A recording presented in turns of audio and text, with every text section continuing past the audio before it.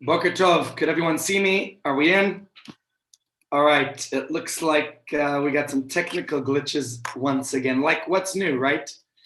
Okay, today we're going to continue our journey getting ready for Pesach, as we're doing here in our morning Shir Zoom room. And as always, I invite you to participate, to share your thoughts, your ideas, your insights. We're going to continue. I think today and tomorrow the theme will still be the Korban Pesach, because that's sort of the beginning. And then we'll get into other aspects, dynamics, areas of Pesach in next week's lesson as well. So let's begin today's shir. I have a question to ask you. We know that life is full of choices. Some argue that we have choice overload. 100 salad dressings to choose from can sometimes be overwhelming, too much stuff. And in fact, I have here an interesting article called Autonomy and Freedom of Choice Are Critical to Our Well-Being, and Choice is Critical to Freedom and Autonomy. Anyways, I'm not going to go into all that. The point is, freedom and choice, there's a belief that freedom and choice will make people happy is not necessarily true. What do you think? Because it ignores the key ingredients and meaning of purpose. Okay. Thoughts to ponder, ideas to consider. Let's just talk about this idea of freedom of choice that we each have. And we know that life is full of choices. Luckily, people also have preferences. People have different tastes in food, in music, in colors, fashion, the way we dress. People like doing different kinds of work. Some people thrive in different work environments. Everyone has their unique preferences in whatever they like, where they like to live, in choosing friends, spouse, whatever your specific preference might be. So here is, I know it's a load of questions. Sometimes when I prepare more, there's more stuff to discuss. So here are some of the questions. Why do different people have different tastes? Okay. Do you have that? You ever think of that? Why different people have different tastes? Why do some people prefer chocolate and others like vanilla? Why do some people like food that is sweet and others like it tangy and spicy? What's the other word I was looking for in that? I'll have to remember. Why do so many different people, have different preferences, different tastes for color and fashion? Why do 100 people walk into what's that shop? Whatever, Pick and Pay, for one thing, and walk out with something different? Where do our preferences come from for things like music, like friends, like whatever it might be? And let's look at this.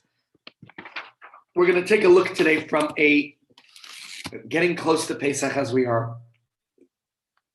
So continuing in the theme of the Korban Pesach as we've been discussing.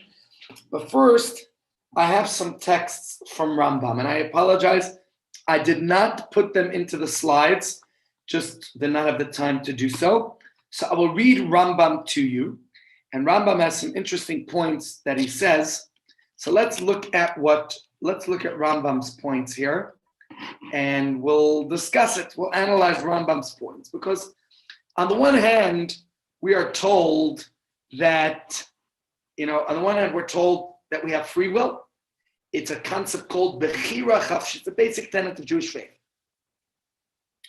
And indeed, it's one of the basic ideas of our belief. And let me read it to you in the words of Maimonides, and then we're going to analyze and discuss this. Rambam says, free will is granted to all men. A person should not entertain the foolish belief that at the time of man's creation, God decrees whether one will be righteous or wicked. This is untrue.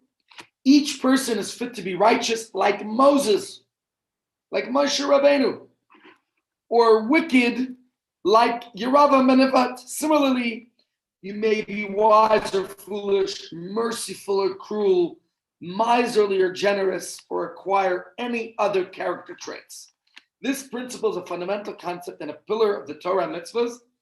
As it says in the Torah, in Devarim, we read it, God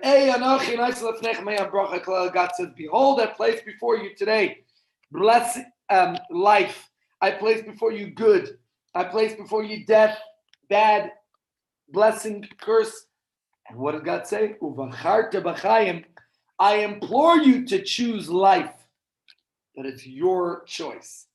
Your choice what you want to do. It's your choice to join the shiur this morning. It's your choice to come here. And it's your choice if somebody wants to walk in front of moving traffic. And it's your choice if you want to smoke a cigarette. And it's your choice if you want to have that ice cream. And it's your choice if you want to eat that pizza. And it's your choice if you want to, your choice. Rambam is making a very clear point. A basic tenet of Jewish faith is that we all have freedom of choice.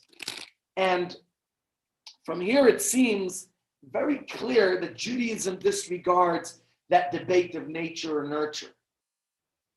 But I'm going to read a little bit further in Rambam, where we have that Judaism does acknowledge that people are born with very different characters and natures.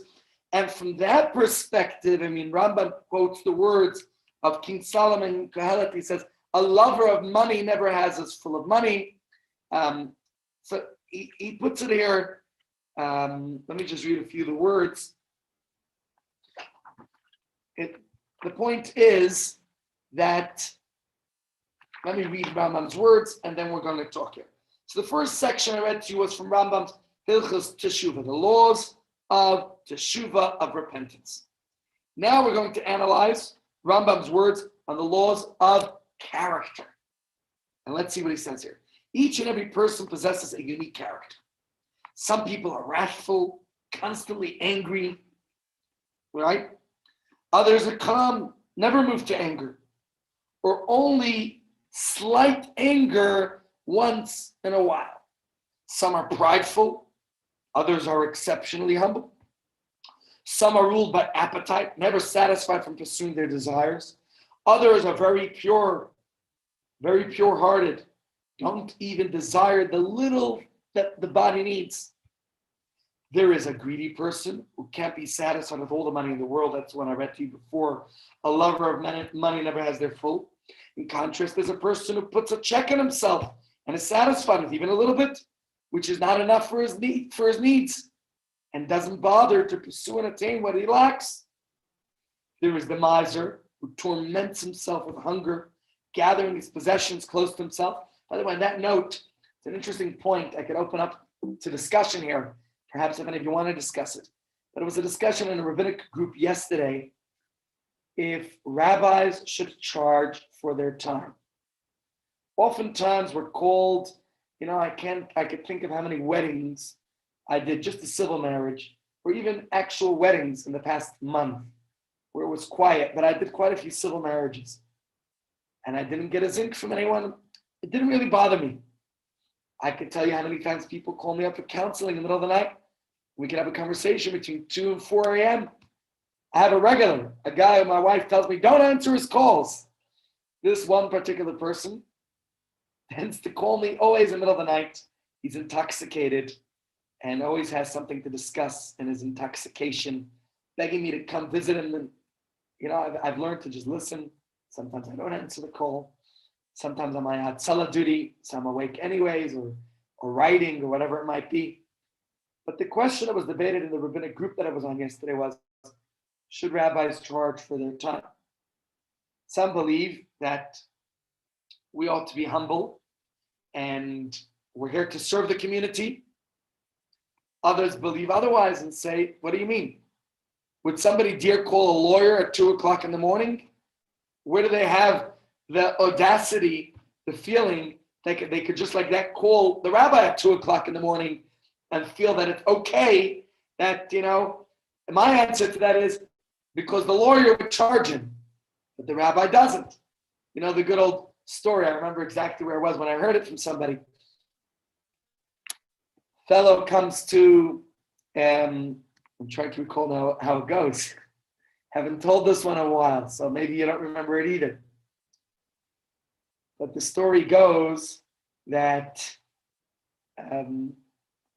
doctor turns to his friend, the lawyer, on Shabbos and Shul. Says, you know, it's interesting.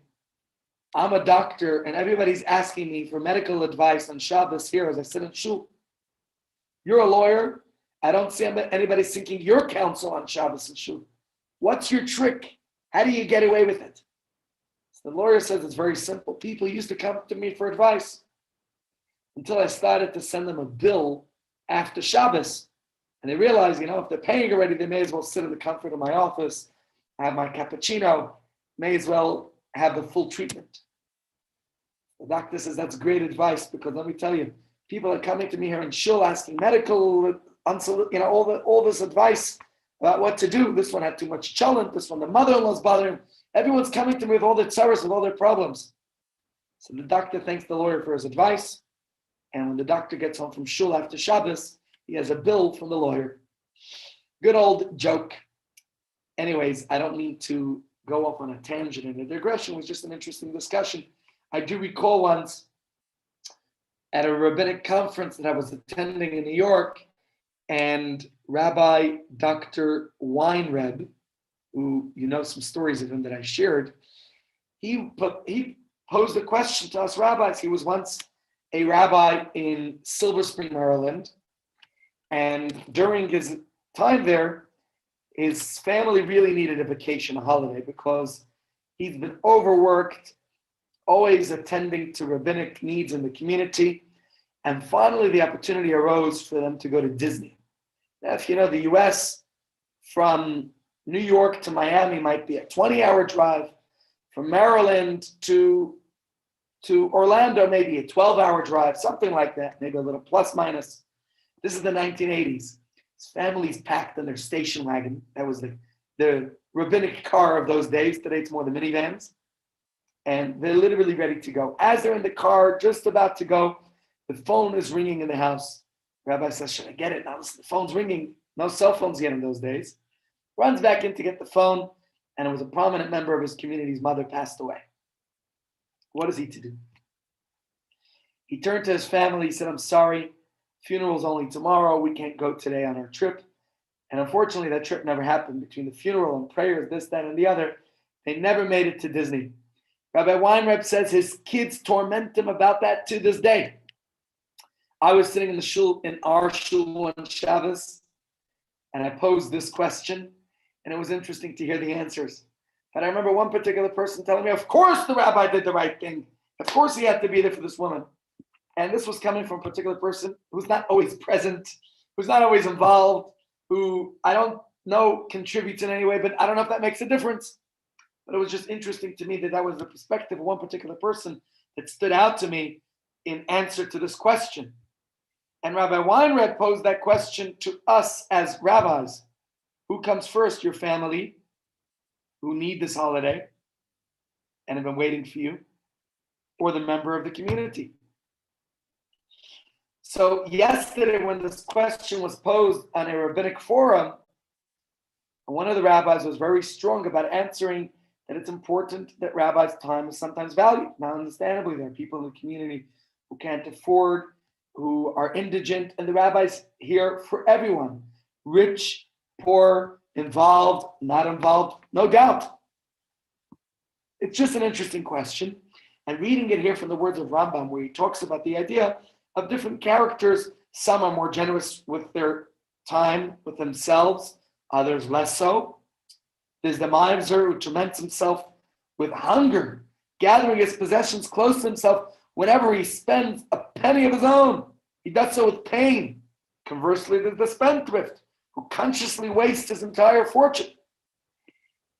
All other traits follow the same pattern of contrast. For example, the overly elated and the depressed, the stingy and the free-handed, the cruel and the soft-hearted, the coward and the rash. Some of these traits are natural to a person from his conception. in accordance with his bodily nature. It's interesting because we talk about the months. Each month has its mazel, its constellation. Many people like to check in the newspaper their horoscopes every day, right? And this concept is certainly discussed in the Talmud. Even though we believe Ein Mazel Yisrael, that we're not controlled by our mazel, by our horoscope. It's funny, when my wife and I were engaged, we decided we were dating. We weren't even engaged yet. It took us about a year, unconventional in our circles. And we were once walking in a Barnes & Noble shop. I don't even know if Barnes & Nobles exists anymore. Barnes & Nobles is like the exclusive books of America. And we took out a book that was, talks about marriages and matches. And we were reading about, I'm a Gemini. I don't even remember what Batya is. She's born in November. You see, I don't know the horoscopes. I don't really believe in them that inherently, even though the Talmud does talk about it, and it is a Jewish concept, there's no doubt about that, but it's not something that dominates me. And according to this book, Batya and I were destined for failure. It wasn't going to work. And then for the fun of it, after we were already engaged, I was chatting with this fellow who somehow works with horoscopes, and he told us, you're a bad match, call it off. Look, we know each other 15 years already, and we're married for almost 14 now. What can I say? Thank God it's all right so far. Not so bad. And perhaps one could say that, the Gemara, I recall learning in the Gemara, and I can't quote to you right now the exact text, but I do believe the Gemara says that, yes, we do believe in the mazel. The mazel has its influence, but we're stronger than the mazel. We can overpower it. The Talmud, for example, talks about people born in certain months might have a certain connection to, let's say, I don't remember which month was the power of blood. But is it that you're going to be a butcher or you're going to be a surgeon? Is it the person's going to be a murderer or the person's going to be a paramedic? It's up to you. This is the idea of free choice. And I think this is the point that Rambam is making. Rambam is saying, on the one hand, we learned in the laws of Teshuvah, as I mentioned, as I read the text to you, where it seems clear that Judaism disregards that idea of nature, nurture, because you have free choice what you are going to do with yourself, with your time. Are you going to be righteous or pious, good or bad, honest or not? That's your choice. On the other hand, Rambam tells us, when it comes to the laws of character, that it seems clear from Jewish literature, from the Talmud as an example, that we're born with certain natural tendencies, but we could work on those tendencies. We could refine ourselves. We could determine how we're going to use that nature which we possess. So do you think there are odds with each other, the 2 points Rambam makes? Or are they working, or do they shtin? Is there a way to understand it working together? Now, it seems like a lot of our choices, a lot of life's choices are determined largely by some mysterious force. Call it taste. You have a taste for something, or a style, or a preference, whatever you want. And this force seems to be beyond our control. And similarly, certain circumstances are beyond our control. They often land us somewhere completely unexpected. I've oftentimes mentioned being lost in an airport or stuck in traffic. We make a wrong turn. A road is closed and we have to take a detour. Or we get into the wrong, whatever it might be, we walk into the wrong place. And it's happened. I can tell you so many times. On Fridays, I get phone calls from some of the volunteers who are giving out our food parcels. They came to the wrong address. So, well, if there's somebody there maybe who could use the food. Okay, the truth is, though, our food parcel is a measure. We buy exact. But the point is, you're never lost. Story, I think I mentioned it a couple of weeks ago when it was the yard site of the Rebbetzin Chaya Mushka. And there's quite an interesting story that comes to mind about her, where she had a chauffeur. Well, in her earlier years, she drove, but when she was more advanced in the 1980s, she was close to 90 years old, and she had a driver. In fact, this driver's name was Chesed Halberstam. Yesterday was the yahrzeit of his son. He was murdered in 1994. Actually, the target was the Rebbe. There was a Palestinian terrorist, Lebanese, who was targeting to murder the Rebbe.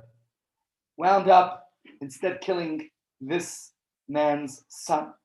Quite a story. I'm not going to go into details of it right now, but he mentions quite a fascinating story that happened with him. He was once driving the Rebbitzin. He said they were going to a certain location. If you know New York, they were going to Flatbush from Crown Heights.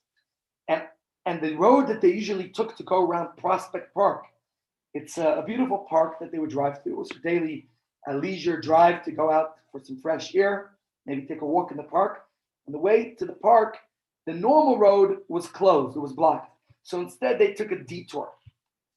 And on the way, they noticed a moving truck in front of a house. And they saw what appeared to be a sheriff outside.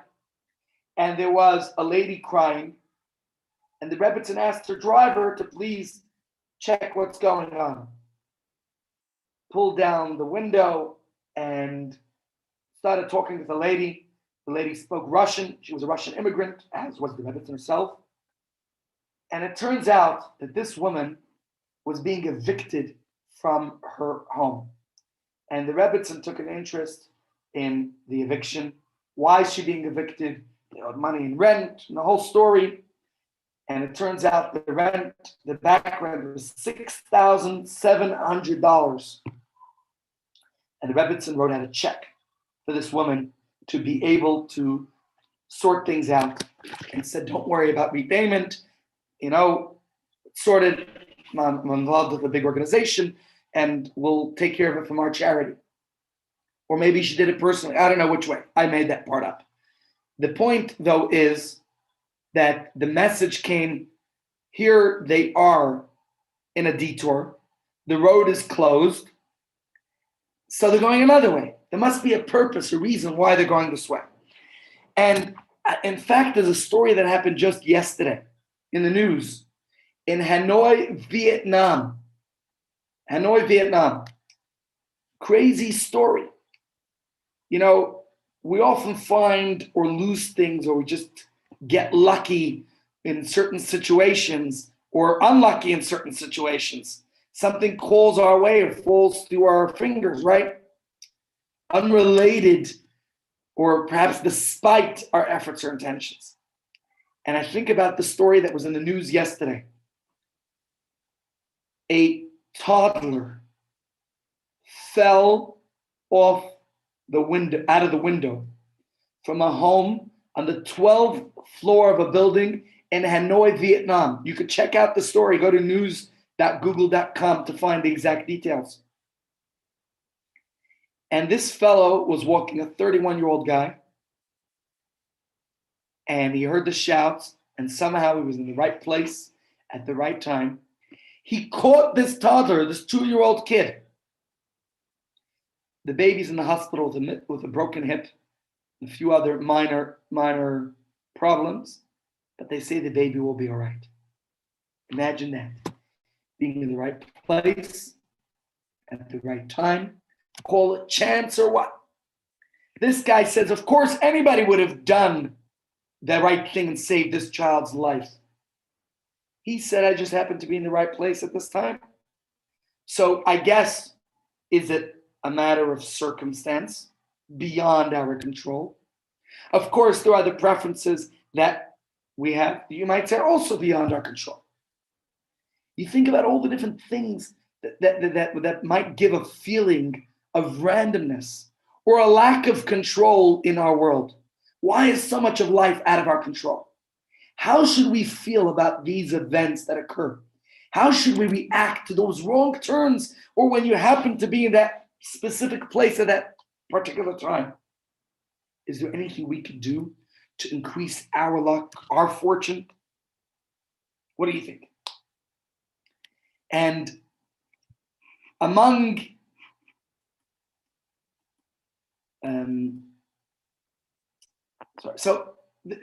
these are questions, these are thoughts that come to our mind. And I'm hoping today in our share, some of the things that we could talk about is how we deal, how we react to these situations. So this is what I prepared to talk with you about. From a Torah perspective, we're going to look at these ideas. Why are people born with individual taste? Okay? Why people, why so much of life is determined by circumstances beyond our control, like finding or losing something, or coming to a place unexpectedly, losing the way. These are questions that come to mind, right? What can we learn from our taste, from unexpected turns of fate, and how to react in a way that brings us good fortune and success in life? These are some of the ideas that I prepared for today's shir. And you'll have to excuse that I have various texts that are in front of me that I'll turn to here and there, and we will analyze these texts together and hopefully get an understanding of these ideas. Any questions, ladies and gents? Feel free to chime in. So here's the thing. The Jewish people as a whole, we've experienced a lot of this throughout our life. For thousands of years, we've wandered the globe. We've stumbled through history in bits and pieces. You know, the Jewish nation at one time, we reigned supreme in Israel. We had the temple. We enjoyed the glory of the Beis Hamikdash. And unfortunately, it was destroyed. It's gone. Many people question, shouldn't we all be in the promised land as God vowed? Why are most Jews scattered across the globe? 3 times daily or more, if you want to count benching, if you're eating carbs during the week. We ask Hashem to turn us, to return us, Uvenei Yerushalayim, to rebuild Jerusalem and the temple, right? Yet, for most of our history, we've been in exile without the temple, scattered all over the world. Why? Are we failing to fulfill God's vision? Is God failing to fulfill His promise to Avraham, Yitzchak, Yaakov, Sarah, Rivka, Rachel, and Leah, to the entire Jewish nation? Why are the wandering Jews drifting and stumbling from nation to nation in a very long exile? It's a very disturbing question, right? And something, in fact, that we say every morning in our prayers. Every morning, at least in the Tehillah Hashem Siddur, we say, Ribbanu Olam, Master of the world, Ata Tzivisanu, you commanded us to sacrifice the daily offering, to burn the incense in the proper times, for the priests to serve in the temple, for the Levites to sing on the platform, for the Israelites to take their station. But now, due to our sins, temples destroyed, the daily offering incense have ceased. We have no priest serving, no Levite singing, no Israelite at a station. And we continue our prayers. We ask God to restore us to those days of glory. So the missing Beis Hamikdash is particularly perplexing, considering the fact that the temple service seems so central to Judaism. When you read our prayers, when you read, the whole book of Vayikra is dedicated to describing the temple service. Even the last 2-3 weeks Torah portions and the coming weeks ones are all about the service and the sanctuary. There's so much of Jewish literature that's about it. A majority, in fact, of the 613 commandments of the Torah relate to the service in the temple. You take such as the laws of the sacrifices, the ritual purity and impurity. None of that exists today. With the destruction of the temple, there's only 87 positive commandments. That's right. In the Torah, you'll find 248 positive commandments. One of my evening classes that I teach is Rambam. We learn the laws of Maimonides that I read to you before. And Maimonides' Sefer HaMitzvahs, he enumerates all the commandments. It's fascinating going through them one by one, but not just reading what the numbers of the commandments were, but actually the laws related to them. And they're so fundamental to Judaism. And yet, of the 613 commandments, 248 positive, 365 negative. Obviously, the negative are always relevant for the most part, but the 248 positive, only 87. That's less than a third of all the commandments that remain relevant today. How's it possible? How do we fulfill our purpose as Jews? How can we spread light to the world without the light of all these divine commandments? And so to answer these questions, we have to go back to the very inception of our people. The birth of the Jewish nation at the Exodus. Specifically, we have to examine the very first communal sacrifice that we offered, which we discussed yesterday, the Korban Pesach. And understanding this will give us insight into the true nature and function of the temple, and how do we function in its absence today. And my friends, I think it's important to discuss this, but also to apply the answers and to understand that you and I, each one of us, can experience the temple in our lives, which is what we're going to discuss and analyze today. So before we go further, let's ask, how important is the beginning of a project for its ultimate goal? What do you think? The purpose of something is important. We see that at the very beginning when you set the goal onto a project. Recently I completed writing a dissertation. And, at the beginning it seems impossible. When you have the goal in mind, when you know the objective, the purpose of what you're trying to achieve, then you know what the finished product should be. This is when we set that vision, the goal of the project. The entire planning and execution of the project revolves around the point that's set at the very beginning. We even say this in our prayers, right? What do we say on Friday nights? Likras Shabbos lechu v'necha ki mekor haberacha merosh mikedem nesucha sof maaseh b'machshavat chila. What did we just say? From the beginning. Sof maaseh, the final deed, b'machshavat chila, is in the thought to begin with. Our beginning, our birth as a Jewish nation as well, was the Exodus. And we read it in the Haggadah on Pesach. We can read the whole sermon, the whole story of our history, right?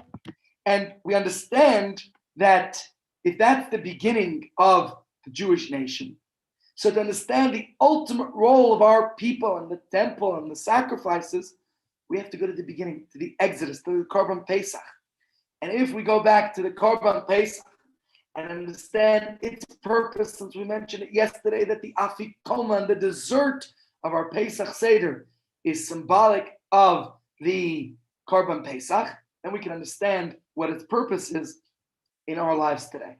Because this offering was very different from any other sacrifices that were offered later on in Jewish history. There was no temple yet when the Korban Pesach was offered by our ancestors before leaving Egypt, right? And the offering was made not in a temple. Where was it offered? In each person's home. Now, generally, sacrifices had to be brought in the temple, right? There were times, however, when it was permitted to sacrifice on an altar that was outside the temple. That was called a bama. A bama was a place where you offered a sacrifice outside of Jerusalem, outside of the temple. Now, because there was no temple yet when the Jews left Egypt, so the Korban Pesach was sacrificed by each family or group in their home. Now, obviously, it's not surprising. Because there was no temple, it's understandable why the bama, why this external sacrifice was allowed. But if we are going to examine this, I'm going to understand it. The Korban Pesach was more than just any sacrifice that was offered in a personal capacity. There were some very specific instructions. Let me read it to you from the Torah. The Torah says, you should take a bunch of hyssop, utvaltem badam, and you should immerse them in the blood that is in the basket. Where did the blood come from?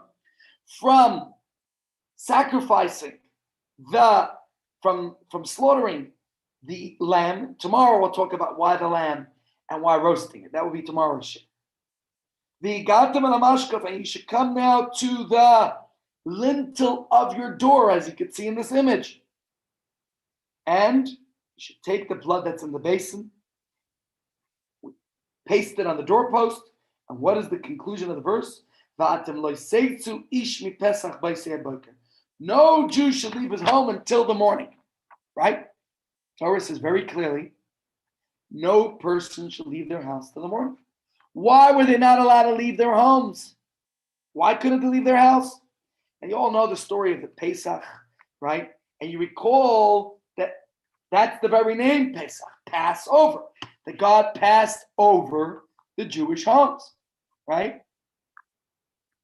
But in order to have the protection, they had to first put that blood on the lintel. If they didn't do so, which today is symbolized by the mezuzah, then they weren't protected.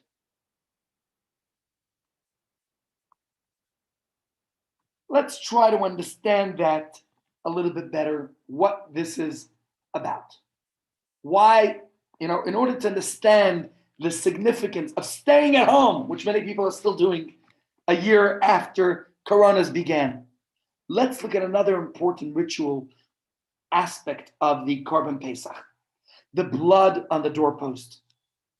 The most important act of any sacrifice is not burning the animal on the altar per se, but sprinkling the blood on the altar, which was part of the procedure, the ritual that was performed. When it came to the Korban Pesach, Talmud teaches us that placing the blood on the lintel, on the doorposts, fulfilled a very important requirement that the Gemara discusses. And the Talmud tells us that by placing the blood on the doorposts was not only to somehow ward off the Malach HaMaves, the angel of death, to pass over their houses, but furthermore, it was actually the most important part of the Korban Pesach. This means that if the blood was not placed on the doorpost, not only would the family's safety be at risk, the sacrifice would be invalid. And while this might seem minor compared to the fatal consequences involved, it still indicates that something significant was happening, something protective, something important was going on with this mitzvah of putting the blood on the lintel. What was that? What was it? So this leads us to a fascinating conclusion. Something unique took place in the original Korban Pesach. You know what it was? That the Jews' home became Jerusalem. It became the Temple Mount. It became the Holy Temple. It became the altar itself. It became the Mizbeach. And this is true not only in some figurative sense, but in actual halacha. Let's look at this diagram here. It shows us the basic difference in this chart. You can see the parallels between the regular Korban Pesach as it was subsequently after the Jews left Egypt, especially once they came to Israel and had the Holy Temple for 830 years and had the Mishkan for the period that we had it. See the difference. The Korban Pesach,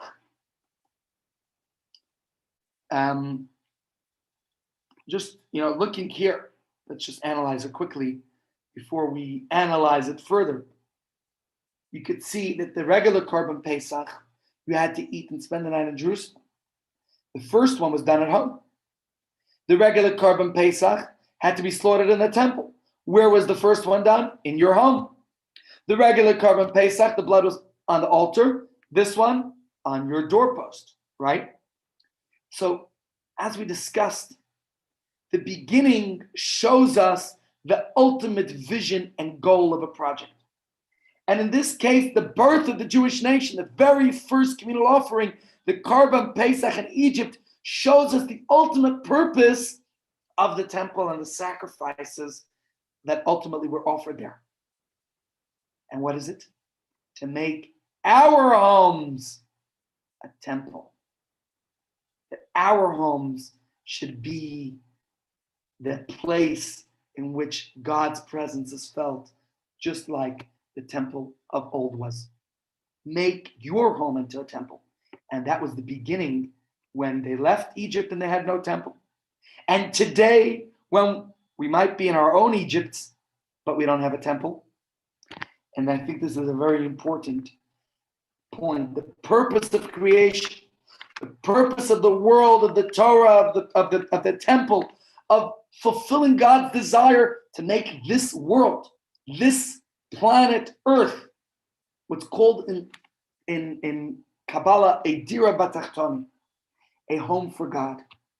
And although the temple was a model of this, it wasn't the fulfillment of the dream. We find this in our homes. And in fact, we could see this in the very instruction that God says to build a sanctuary. What are the words God says? Ve'asu li mikdash, build for me a sanctuary, v'shachanti b'tochem, I dwell in them. In each and every one of us. We are the ones that God dwells in. Every one of us. Our homes become temple. So we see this from the very first sacrifice that was offered, that the homes became that temple. And the Talmud talks about this as well, this concept, the idea that each of us can make our homes into a temple. The Talmud is teaching us the function of the temple, the entire purpose. And the Talmud gives examples.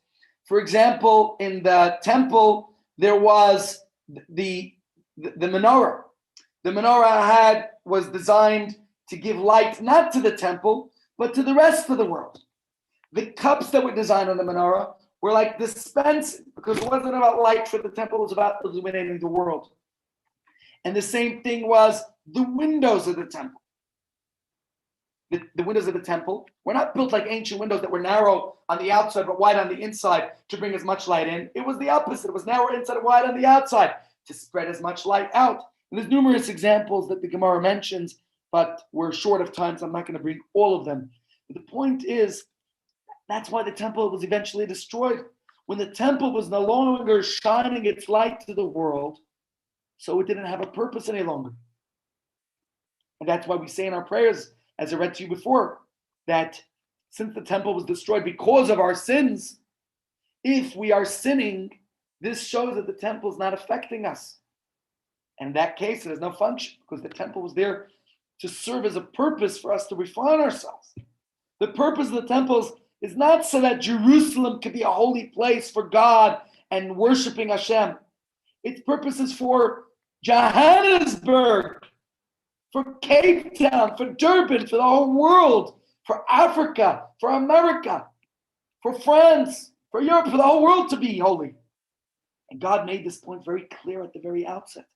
At the time of our birth, at the time of the very first communal sacrifice that we offered in Egypt, the purpose was to make each of our homes sacred and holy, not to have some detached holy place where we travel to on pilgrimage.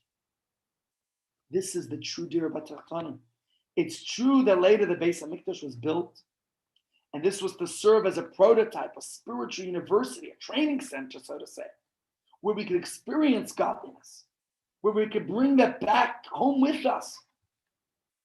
But the essence of our mission always was and always will be that our homes be that place, and the home for God, that we could turn the whole world into that place. Reminds me of a story I once heard of I think it was Moshe Leib Sassover at the Shir Dvar Torah. He said that why does it say in the verse about Pesach? It says, if you read the verse, it says Asher Pasach Al, that we translate as Passover, but if you want to translate it literally, it means passed on the Jewish homes. That the angel of death passed on the Jewish homes on that fateful night when the firstborn Egyptians are being killed. Why does it say passed on, not passed over? Says Rav Moshe Leib Sassover that as the angel was going over each Jewish home, He said, "Oh, Davoin Tayid. Here's where a Jew lives. Here is where a Jew lives, because we are meant to live that idea of making this world a godly place, each in our own way. Each of us has that opportunity. Each of us is in that position to do so. So the ultimate goal of creation, of our purpose in this world, is that we each serve that purpose, that we each play our role. The critical role is already at the beginning of time, when they were given this mitzvah, they were given at home, in their homes. Here's something fascinating I want to share with you. This comes from Sir Edward Gibbons. How many of you heard of him? He wrote a book called The History of the Decline and Fall of the Roman Empire. Sir Edward Gibbons. It's a book published in England, 1788. Okay? 5 points he says. Let me read them to you quickly. He says, number one, it's on the screen. The undermining of the dignity and sanctity of the home, which is the basis of human society. Again, he's talking about the decline and fall of the Roman Empire. And interesting points, okay?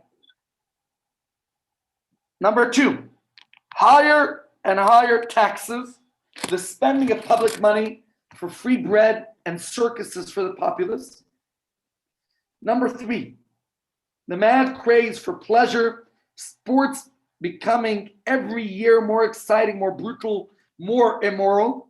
Number four, the building of great armaments when the great enemy was within, the decay of individual responsibility. And number five, he says, the decay of religion fading into a mere form, losing touch with life, losing power to guide the people. Now, all these points are certainly interesting, definitely ripe for debate, but we only have a few minutes left for today's share. But, and you could say it's all pertinent today as well. If this is a recipe for disaster, the Western world certainly may not be doing very well today either, and this is written over 200 years ago. But for now, let's just focus on the first point, the one I posted up here, which is, what's the sanctity of marriage? Why is it so important? And perhaps we could say that the home is the basic unit of a society. When marriages are healthy, they create healthy, wholesome homes. A nurturing environment is a safe haven where people can develop, where people could grow, where people could really prosper. And this is so integral to making healthy people. And healthy people become good citizens who together will build a just, a functioning, proper, good society. Without that, as they say back in Rome, forget about it, right? Without the healthy home, just can't exist. And notice how he puts marriage at the top and religion at the bottom.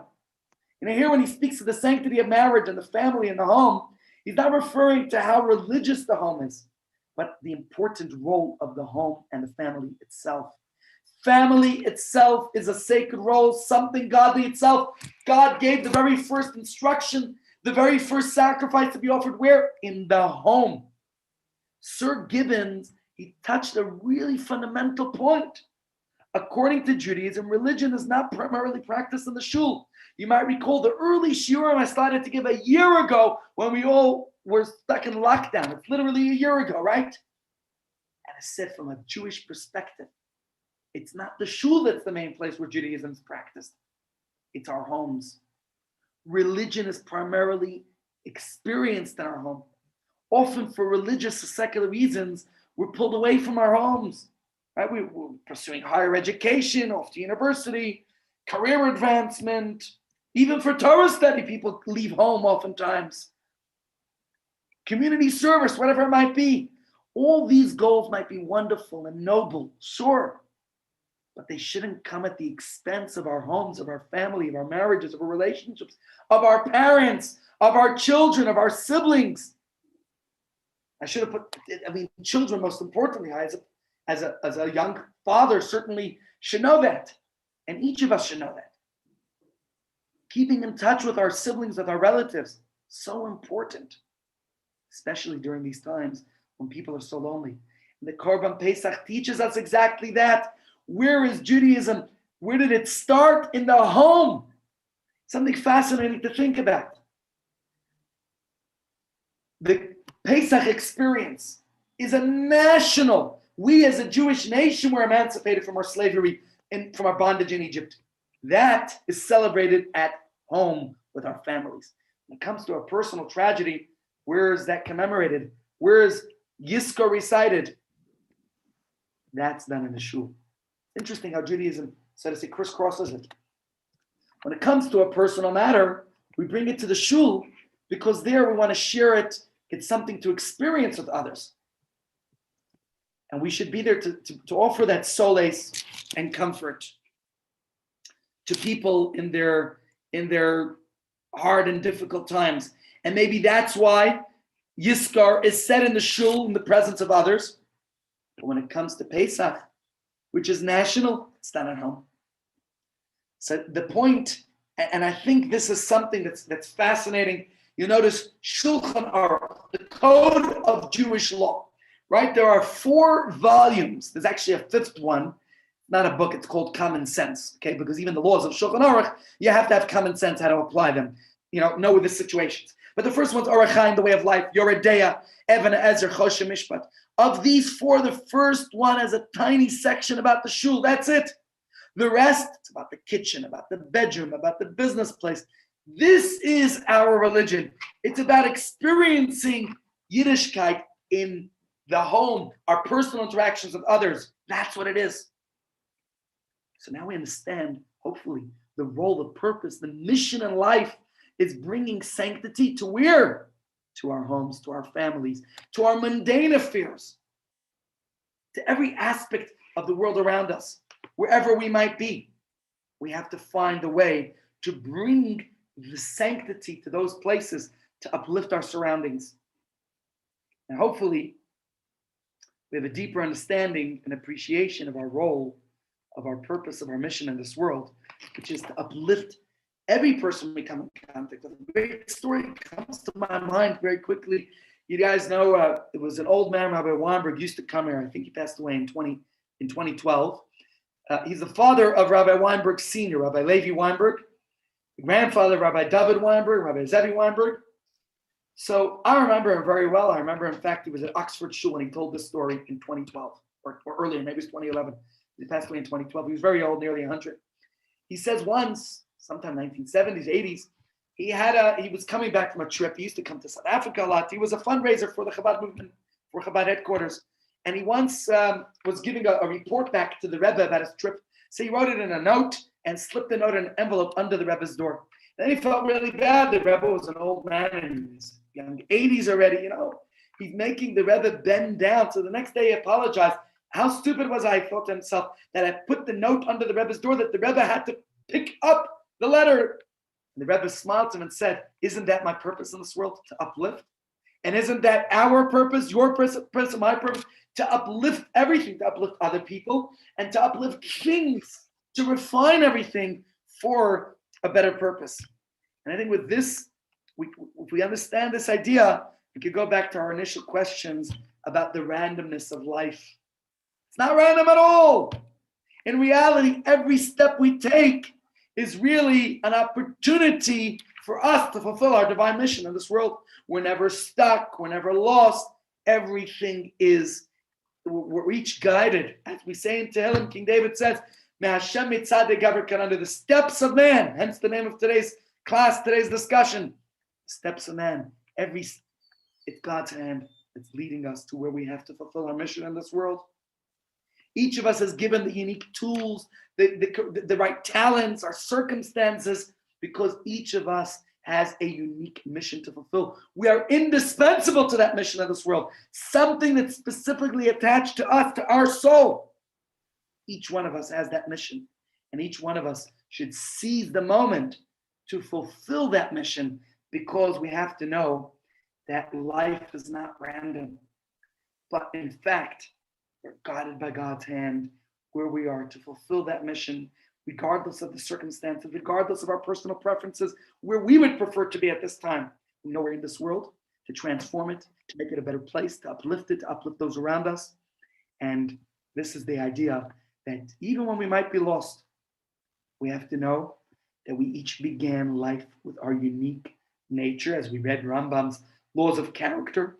We have our own taste, we have our own style in order to guide us into our place in life. At the same time, as Rambam says, in the laws of Teshuvah, you have control over yourself. You have control over your dominant nature. And that's why, yes, fate will guide us to where we need to go, giving us those unique opportunities. But of course, we have to choose. It's our choice what we're going to do. We have that free will. And so we have to use and develop that ability. Whatever God gave us, use it to the best of our ability. Let's use our talents. Let's use our circumstances wherever we are. So just to recap, to summarize, because our primary mission in life is to transform the world around us, and that's why God gave each of us the unique taste that guides us to prefer and to choose whatever it might be, the food, the object, the job, where we live, our home, our city, our spouse, whatever it might be. It's all to fulfill our mission in this world. And often we're led to places for reasons that we don't understand, that are against our will, against our choice. It's not what I chose to do. We're lost. Flights canceled. Took a detour. You saw the story of the Rebbitzin. There's a reason that detour happened. There's a reason. Sometimes you know it, sometimes you won't. Sometimes you'll figure it out, sometimes in hindsight, sometimes you might never realize what it was. We may have lost something. Maybe it was because that item was with us to elevate it for some time. We completed our mission. We did it. And similarly, as a people, as a Jewish people, we're scattered throughout the world. Why? Something we discussed many times. The Baal Shem Tov taught us to gather, to elevate the sparks. When you say a bracha on the food, you're uplifting it, you're refining it. We're transforming each and every element of the world, every aspect of life, to something that is divine, to something that's godly. So, yes, we might ordinarily, we have to pursue and make sense of our nature and choose those things, knowing that God gave us this nature and our preferences because that is our mission in life. And so when something out of the ordinary happens, something beyond our control and choice, we have to recognize God is leading us to something special, something out of our ordinary service. We have to look at that special mission as an opportunity to do something good with these circumstances. We have to seek and recognize the divine hand in every event, in every aspect of our lives, especially when it takes us off the beaten path. And that's how we can choose to recognize, to fulfill our mission. And with that, my friends, I'll conclude by just posting a few questions. Why are people born with these tastes? Ask yourself these things and see if only you can answer these questions yourself. Any questions? Rabbi, can I ask a non-relevant question, please? Sure, Leo. Has anyone else experienced audio distortion? That's a very, very relevant question. It might be my voice. No. I'm a little bit hoarse. No, it's genuine distortion. I don't know if it's me or what. Okay, don't worry. Thank you, Rabbi. Thank you. Leo, to me, you don't sound distorted. I just miss seeing you. And hopefully, after Pesach, we could all return back to normal in-person classes. I hope so. Okay. Thank you. Thank you. Thank you, Rabbi. All. Thank you, sir. Let me just read to you a quick quote from Chabad.org, from Rabbi Tzvi Freeman's Daily Dose. He says, for hundreds of years, perhaps since the beginning of creation, a piece of the world has been waiting for your soul to purify and repair it. And your soul, from the time it was first emanated and conceived, waited above to descend to this world and carry out this mission. And your footsteps were guided to reach that place. And you are there now. That's it, ladies and gents. See you tomorrow, please. I'm hoping tomorrow we'll do one last share on the Korban Pesach. I don't know if to scatter topics around or it's better to have one topic together. Firstly, because I'm learning about it in the Gemara these days, in the Daf Yomi shir, the daily Talmud study. So that's why it's relevant and active in my mind, but also because I think people have questions, and how often do you learn about the Korban Pesach? But I got a powerful lesson from, of course, a teaching of the Rebbe, but we're learning Gemara on it, learning the Torah, that the Korban Pesach teaches us that will help you be successful in business and in anything you put and set your mind, especially in Yiddishkeit. So looking forward to share with you tomorrow, right here. Thank you, Rabbi. All the best. See you soon.